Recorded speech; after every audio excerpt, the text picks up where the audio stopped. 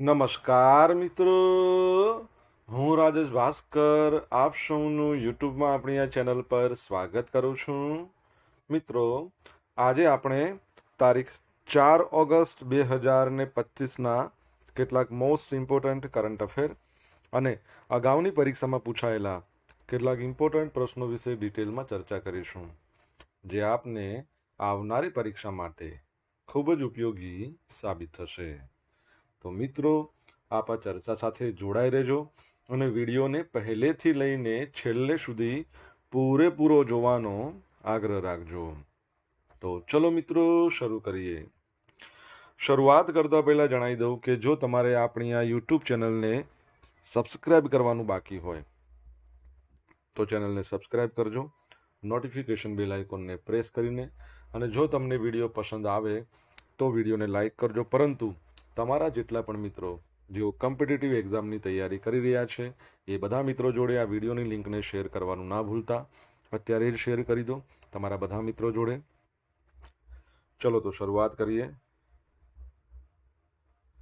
સૌપ્રથમ જોઈશું અગાઉની પરીક્ષામાં પૂછાયેલા બંધારણના પ્રશ્નો, જેના જવાબો તમારે મને કમેન્ટમાં લખીને જણાવવાના છે.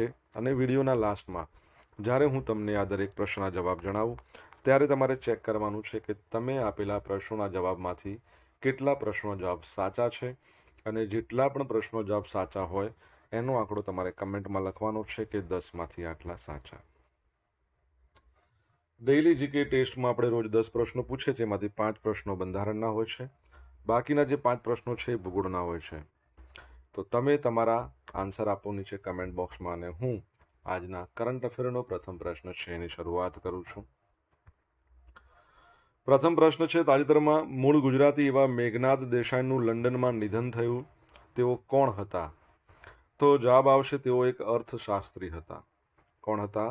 અર્થશાસ્ત્રી. તો મૂળ ગુજરાતી એવા વિદ્વાન અર્થશાસ્ત્રી તથા બ્રિટિશ હાઉસ ઓફ લોર્ડ્સના સભ્ય લોર્ડ મેઘનાદ દેસાઈ છે, એમનું 85 વર્ષની વયે લંડનમાં નિધન થયું છે. એમનો જન્મ 10મી જુલાઈ 1940ના રોજ ગુજરાતના વડોદરામાં થયો હતો. તેઓ વિશ્વ પ્રતિષ્ઠિત લંડન સ્કૂલ ઓફ ઇકોનોમિક્સ એમાં અર્થશાસ્ત્રના એમિરેટ્સ પ્રોફેસર હતા. તેમણે અમેરિકાની પેન્સિલ્વેનિયા યુનિવર્સિટીમાંથી ડોક્ટરેટની ડિગ્રી હાંસલ કરી હતી. 1992માં દેસાઈએ LSE ખાતે centre for the study of global ગવર્નન્સની સ્થાપના કરી હતી. તેમના જાણીતા પુસ્તકોમાં Marxian economic theory, Marx's revenge, the resurgence of capitalism and the death of statistic socialism, the rediscovery of India, who wrote the Bhagavad Gita, આ બધાનો સમાવેશ થાય છે. તેઓ મુંબઈમાં સ્થિત મેઘનાદ દેસાઈ એકેડેમી ઓફ ઇકોનોમિક્સના સ્થાપક અને અધ્યક્ષ હતા, જે એક અનુસ્નાતક સંસ્થા છે. 2004માં તેમણે ભારતીય પ્રવાસી પુરસ્કાર એનાયત કરવામાં આવ્યો હતો, અને 2008માં તેમને ભારતનો ત્રીજો સર્વોચ્ચ નાગરિક પુરસ્કાર પદ્મ વિભૂષણ એ પણ એનાયત કરવામાં આવ્યો હતો. ચલો, એક પ્રશ્ન અહીંથી તમારા માટે બનશે. 2024ના વર્ષમાં અર્થશાસ્ત્રનો નોબેલ પ્રાઇઝ કોને મળ્યો હતો? એકચ્યુઅલી 3 અર્થશાસ્ત્રીઓ હતા, તમારે જણાવવાનું છે એમના નામ. આ વર્ષે ફ્રેન્ડશિપ દિવસ ક્યારે મનાવવામાં આવ્યો? તો 3 ઓગસ્ટના રોજ ફ્રેન્ડશિપ ડે, એટલે ગઈકાલે હતો, રવિવારે. તો ફ્રેન્ડશિપ ડે જીવનના સૌથી પ્રિય સંબંધોમાંના એકની ઉજવણી વિશ્વભરમાં દર વર્ષે ઉજવવામાં આવે છે. જ્યારે તારીખ દરેક દેશમાં અલગ અલગ હોઈ શકે, પરંતુ લાગણી સાર્વત્રિક રહે છે. ભારતમાં આ ખાસ દિવસને ઓગસ્ટના પ્રથમ રવિવારના રોજ ચિહ્નિત કરવામાં આવે છે. ગઈકાલે હતો ને, અને 2025માં ઓગસ્ટના પહેલા રવિવારે જોવાની પરંપરાને અનુસરી 3 ઓગસ્ટે આ ઉજવવામાં આવ્યો. યુનાઇટેડ નેશન્સ શું કહે છે કે 30મી જુલાઈ છે એને સત્તાવાર આંતરરાષ્ટ્રીય મિત્રતા દિવસ તરીકે નિયુક્ત કર્યો છે. આ વૈશ્વિક માન્યતા વિવિધ સંસ્કૃતિઓ, રાષ્ટ્રો એમાં શાંતિ અને સમજણ અને એકતાને પ્રોત્સાહન આપવા માટે મિત્રતાના મહત્વને રેખાંકિત કરે છે. ઓકે, ચલો, યુએન ડે ક્યારે મનાવવામાં આવે છે? યુનાઇટેડ નેશન્સ ડે તમારે જણાવવાનું છે કમેન્ટમાં લખીને. ગીતાંજલિ શ્રી છે, એમણે પેન ટ્રાન્સલેટ્સ એવોર્ડ જીત્યો. તમને ખબર છે ને, પ્રખ્યાત આપણા હિન્દી લેખિકા ગીતાંજલિ શ્રી 2022ના વર્ષ માટે એમને આંતરરાષ્ટ્રીય બુકર પ્રાઇઝ મળ્યો હતો. એમની નવલકથા હતી રેત સમાધિ, જેને ઇંગ્લિશમાં ટ્રાન્સલેટ કર્યું હતું ડેઝી રોકવેલ, એટલે બંનેને સંયુક્ત રીતે આંતરરાષ્ટ્રીય બુકર પ્રાઇઝ મળ્યો હતો. ફરીથી એમને એકવાર ઇંગ્લિશ પેન દ્વારા પેન ટ્રાન્સલેટ એવોર્ડ એનાયત કરવામાં આવ્યો. ગીતાંજલિ શ્રી દ્વારા લખાયેલ વન્સ એલિફન્ટ્સ લિવ્સ હિયર અને daisy Rockwell related axis press એના દ્વારા હિન્દીમાં અનુવાદિત જે છે એને પેન ટ્રાન્સલેટ એવોર્ડ મળ્યો છે. ભારતમાંથી પ્રથમ વ્યક્તિ જેમને આંતરરાષ્ટ્રીય બુકર પ્રાઇઝ મળ્યો હોય, હું હજુ પણ કહું છું આંતરરાષ્ટ્રીય, એ છે ગીતાંજલિ શ્રી. પરંતુ ભારતમાં પ્રથમ જેમને ખાલી બુકર પ્રાઇઝ મળ્યો હોય, બરાબર છે, તો 1997માં God of small things Arundhati Roy, બરાબર, યાદ રાખજો. તમારા માટે પ્રશ્ન, રિસન્ટલી પેન પિન્ટર પુરસ્કાર પણ હતો, એ કોને આપવામાં આવ્યો છે? કમેન્ટમાં લખજો આન્સર આવડે તો. મિત્રો, વિડીયો પસંદ આવ્યો હોય, ભણવાની મજા આવી હોય તો વિડીયોને લાઇક કરો, તમારા મિત્રો જોડે વિડીયોની લિંકને શેર કરો. આપણી બંને યુટ્યુબ ચેનલ રાજેશ ભાસ્કર 2 ને સબસ્ક્રાઇબ કરો, નોટિફિકેશન બેલ આઇકોનને પ્રેસ કરીને. જો તમારે ડેલી કરંટ અફેરની પીડીએફ જોઈતી હોય તો આપણી ટેલિગ્રામ ચેનલ છે એને જોઈન કરી લો. ડેલી કરંટ અફેરની પીડીએફ તમને જ મળશે, સાથે તમને પોલ્સ પણ રમવા મળશે. કયું રાજ્ય ભારત રત્ન ડોક્ટર MS સ્વામીનાથનની જન્મ જયંતિ 7 ઓગસ્ટને ટકાઉ કૃષિ દિવસ તરીકે ઉજવશે? તો જવાબ આવશે મહારાષ્ટ્ર. તો મહારાષ્ટ્ર સરકારે જાહેરાત કરી છે કે ભારત રત્ન, ચલો મને કહો, અમને ભારત રત્ન કયા વર્ષે આપવામાં આવ્યો હતો? MS સ્વામીનાથન, જેમનો જન્મ તમિલનાડુમાં થયો હતો, ભારતમાં હરિત ક્રાંતિના પિતા કહેવાય છે. તો MS સ્વામીનાથનની જન્મ જયંતિ 7 ઓગસ્ટે આવે છે, જેને ટકાઉ કૃષિ દિવસ તરીકે ઉજવવામાં આવશે. રાજ્ય સરકારે મહારાષ્ટ્રની તમામ કૃષિ યુનિવર્સિટીઓમાં ડોક્ટર MS સ્વામીનાથનને બાયો હેપીનેસ સેન્ટર, રિસર્ચ સેન્ટરો સ્થાપિત કરવાનો નિર્દેશ કર્યો છે. સરકારે કૃષિ કમિશનરને આ દિવસની ઉજવણી માટે વિગતવાર માર્ગદર્શિકા જારી કરવા સૂચના આપી છે. આ પહેલમાં શું સામેલ હશે? ટકાઉ ખેતી પર રાજ્યવ્યાપી કાર્યક્રમો અને સેમિનારનું આયોજન, પર્યાવરણને અનુકૂળ ખેતી પદ્ધતિઓને પ્રોત્સાહન આપવા માટે જાગૃતિ અભિયાનનું આયોજન કરવું, કૃષિ ક્ષેત્રમાં નોંધપાત્ર યોગદાન આપનાર વ્યક્તિઓ અને સંસ્થાઓને ડોક્ટર MS સ્વામીનાથન નામે પુરસ્કાર અર્પણ કરવા, આ બધી બાબતો ઓકે યાદ રાખજો. તાજેતરમાં DRDO દ્વારા ક્યાંથી ULPGM UAV launched precision guided missile V3નું સફળ પરીક્ષણ કરવામાં આવ્યું? તો જવાબ આવશે આંધ્રપ્રદેશ. તો ભારતે ડ્રોન છોડી શકાય તેવા લક્ષ્યભેદી મિસાઇલ ULPGM, યુ પરથી અનમેન્ડ એરિયલ વ્હીકલ અને PGM એટલે પ્રિસિઝન ગાઇડેડ મિસાઇલ, કયું વર્ઝન 3નું સફળ પરીક્ષણ થયું છે. આ પરીક્ષણ DRDO દ્વારા આંધ્રપ્રદેશના કુર્નુલમાં નેશનલ ઓપન એરિયામાં કરવામાં આવ્યું છે, જેમાં ઓછામાં ઓછા જોખમે દુશ્મનના ઠેકાણો નાશ કરવાની ક્ષમતા છે. ULPGM વર્ઝન 3ની વાત કરીએ, DRDOની ટર્મિનલ બેલેસ્ટિક રિસર્ચ લેબોરેટરી દ્વારા કરવામાં આવેલ V2 વેરિયન્ટનું એક એડવાન્સ વર્ઝન છે. V2 વેરિયન્ટમાં ઘણા પ્રકારના વોરહેડ એટલે શસ્ત્રોની આગળનો ભાગ લગાવવાની સુવિધા હતી, જ્યારે V3માં વધુ એડવાન્સ ટેકનોલોજી ઉમેરવામાં આવી છે, જેમ કે ઇમેજિંગ, ઇન્ફ્રારેડ સીકર લક્ષણ શોધનારું sensor, dual thrust propulsion system, જેના કારણે તેની રેન્જ અને મારક ક્ષમતા બંનેમાં વધારો થયો છે. હવે ULPGM સિસ્ટમની વાત કરીએ, બરાબર છે, તે વજનમાં હલકી હોય છે, ખૂબ સચોટ અને અલગ અલગ પ્રકારના એરક્રાફ્ટ, હવાઈ પ્લેટફોર્મ સાથે અનુકૂળ થઈ શકે છે. આ મિસાઇલ ખાસ કરીને માનવ રહિત હવાઈ વાહનો એટલે અનમેન્ડ એરિયલ વ્હીકલ ડ્રોન એના દ્વારા લોન્ચ કરી શકાય છે, જેનાથી તે દુશ્મનના નજરથી બચીને ગુપ્ત હુમલા કરી શકે છે.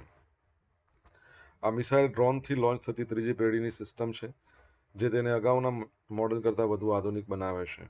ULPGM V3માં electro optical tracking system, GPS spoofing, laser આધારિત નષ્ટ કરવાની ટેકનિક સામેલ છે. આ સિસ્ટમ 4 કિલોમીટરની રેન્જમાં જોખમને ઓળખીને એને નષ્ટ કરી શકે છે. બરાબર છે.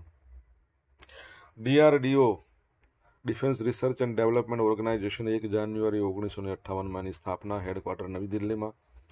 એના અધ્યક્ષનું નામ ડૉક્ટર સમીર V કામત અને DRDOનો મુદ્રાલેખ છે બલસ્યમૂલમ વિજ્ઞાનમ. તમને ખબર છે રિસન્ટલી DRDO દ્વારા 28મી અને 29મી જુલાઈના રોજ પ્રલય મિસાઇલનું ટેસ્ટ કરવામાં આવ્યું. કઈ જગ્યાએ કરવામાં આવ્યું તમારે જણાવવાનું છે કમેન્ટમાં લખીને. ખાલિદ જમીલ ભારતીય ફૂટબોલ ટીમના નવા કોચ બન્યા છે. તો ઓલ ઇન્ડિયા ફૂટબોલ ફેડરેશન એની જે એક્ઝિક્યુટિવ કમિટી છે એમણે ખાલિદ જમીનને ભારતીય ફૂટબોલ ટીમના મુખ્ય કોચ પદ માટે નિયુક્ત કર્યા છે. ખાલિદ જમીન છેલ્લા 13 વર્ષથી પૂર્ણ સમયના મુખ્ય કોચ તરીકે નિયુક્ત થનારા પ્રથમ ભારતીય કોચ બન્યા છે. સેવિયો મેડેરા 2011-12માં ટીમ સાથે સંકળાયેલા છેલ્લા ભારતીય કોચ હતા. ફૂટબોલની વાત કરી છે ફીફા વર્લ્ડ કપ 2022. તમને ખબર છે ને, આર્જેન્ટિના જીત્યું હતું. કતારમાં એનું આયોજન કરવામાં આવ્યું હતું. અને ફીફાની આપણે વાત કરી રહ્યા છે. 2026માં આવતા વર્ષે ફીફા વર્લ્ડ કપ યોજાવાનો છે. USA, મેક્સિકો, કેનેડા સંયુક્ત રીતે કરશે 3. બરાબર છે, તો એ પણ યાદ રાખજો. અને ફીફા છે એને સ્પોન્સર અત્યારે સાઉદી અરામકો કંપની કરી રહી છે. તમને ખબર છે કે આપણા ભારતના જે ફૂટબોલ ખેલાડી હતા પૂર્વ, જે કેપ્ટન હતા, જેમણે વાપસી કરી હતી સંન્યાસ લીધા બાદ, તો એમને એક હુલામણા નામથી બોલાવવામાં આવે છે. કયા નામથી બોલાવવામાં આવે છે? તમને આન્સર આવડતો હોય તો કમેન્ટ બોક્સમાં લખીને જણાવજો.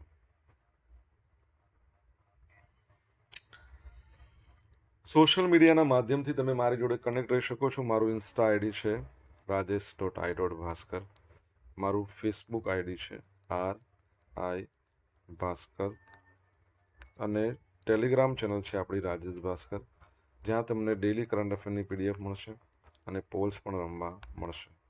જો તમને ભણવાની ખરેખર મજા આવી હોય તો વિડીયોને એક લાઇક કરી દો. તમારા મિત્રો જોડે વિડીયોની લિંકને શેર કરી દો.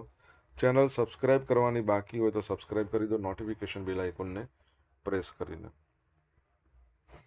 32માં international university student federation world university games 2025માં ભારતે કેટલા મેડલ જીત્યા છે? તો ભારતે 12 મેડલ જીત્યા છે. બરાબર, તમને ખબર છે ને, જર્મનીમાં આયોજન કરવામાં આવ્યું હતું. તો 32માં ફિસુ વર્લ્ડ યુનિવર્સિટી ગેમ્સ 2025નું સમાપન 27મી જુલાઈના રોજ થઈ ગયું. ભારતીય ટુકડીએ 12 મેડલ જીત્યા, 2 gold, 5 silver, 5 bronze. Bharat medal ટેલીમાં 20મા નંબરે રહ્યું. જાપાન 79 મેડલ, જેમાં 34 ગોલ્ડ, 21 સિલ્વર, 24 બ્રોન્ઝ સાથે નંબર 1 પર.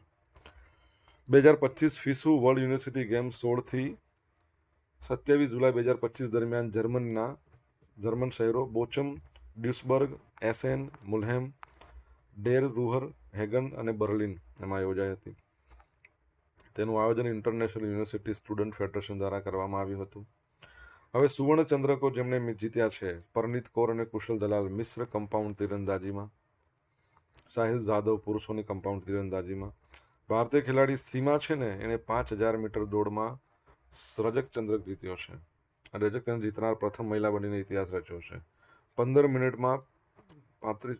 મિનિટ અને 35.86 સેકન્ડની સિઝનમાં શ્રેષ્ઠ સમય અને રજત ચંદ્રક એમણે જીત્યો છે. બરાબર, તમને ખ્યાલ હોય તો આપણે એક ખેલાડી હતા જેમણે બ્રોન્ઝ મેડલ જીત્યો હતો.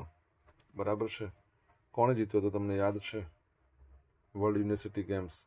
તમને ખબર હોય તો યુનિવર્સિટી આપણા ભારતની અંદર ખેલો ઇન્ડિયા યુનિવર્સિટી ગેમ્સ છે, એનું આયોજન રાજસ્થાનમાં થવાનું છે, જયપુરમાં. પૈસા પર શ્રેષ્ઠતા કેન્દ્ર શરૂ કરવામાં આવ્યું. આપણું પંચાયતી રાજ મંત્રાલય, જેના મંત્રી છે લલ્લનસિંહ અથવા તો રાજીવ રંજન સિંહ, જે પણ નામ. મધ્યપ્રદેશ સરકાર, ઇન્દિરા ગાંધી રાષ્ટ્રીય આદિજાતિ યુનિવર્સિટી અમરકંટક, એના સહયોગથી ભોપાલની અંદર પૈસા પર શ્રેષ્ઠતા કેન્દ્ર સ્થાપિત કરવા માટે એક સમજૂતી કરાર પર હસ્તાક્ષર કર્યા. આ પહેલ આદિવાસી વિસ્તારોમાં સ્થાનિક સ્વશાસનને વધુ મજબૂત બનાવવા, પંચાયતોની જોગવાઈ, panchayat extension to scheduled areas act 1996, એના અસરકારક અમલીકરણ તરફનું એક મુખ્ય પગલું છે. પૈસા એટલે કે panchayat extension to scheduled areas. હવે આ શ્રેષ્ઠતા કેન્દ્ર સંશોધન, ક્ષમતા નિર્માણ, સહભાગી આયોજન, નીતિ સમર્થન એના માટે સમર્પિત પ્લેટફોર્મ તરીકે સેવા આપશે, જે આદિવાસી સશક્તિકરણ અને સ્થાનિક ટકાઉ વિકાસના વ્યાપક લક્ષ્યો સાથે સંરેખિત છે. આ કાર્યક્રમનું મુખ્ય આકર્ષણ પૈસા in action, stories of strength and self governance આ નામના પૈસા કમ્પોડિયમનું ઔપચારિક લોન્ચિંગ હતું, જે પૈસા અમલીકરણ કરનારા રાજ્યોમાંથી શ્રેષ્ઠ પ્રથાઓ, કેસ સ્ટડીઝ, કાનૂની જોગવાઈઓ, ક્ષેત્રીય નવીનતાઓ અને સમાવિષ્ટ કરે છે. આ સેન્ટર ઓફ એક્સલન્સ પરંપરાગત આદિવાસી રિવાજો, સંસ્કૃતિઓ, તેમની ઔષધીય પદ્ધતિઓના દસ્તાવેજીકરણમાં મુખ્ય ભૂમિકા ભજવશે.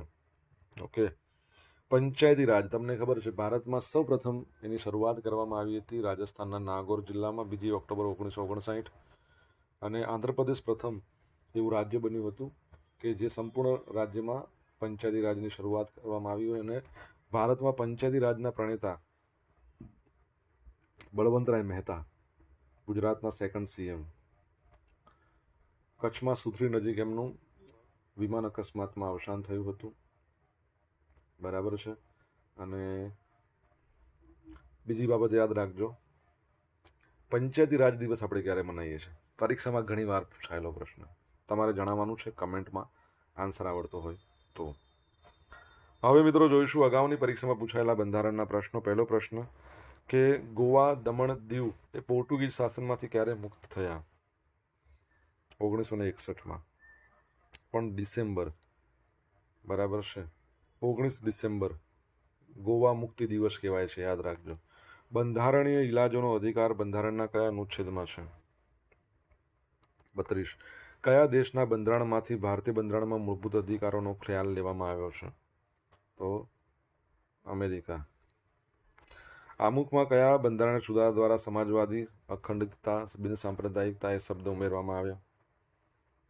તો 42માં બંધારણ સુધારો.